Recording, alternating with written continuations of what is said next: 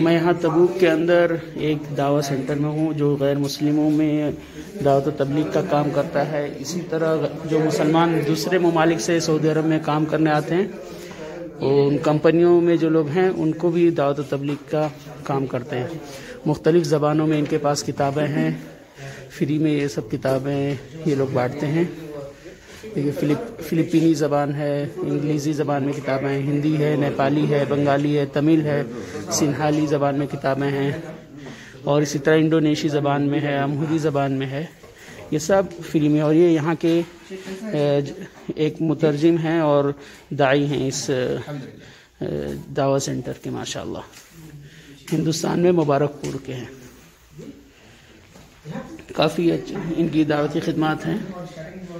دیکھیے یہ ان کا لوگو ہے، مکتب التعاونی للدعوہ والارشاد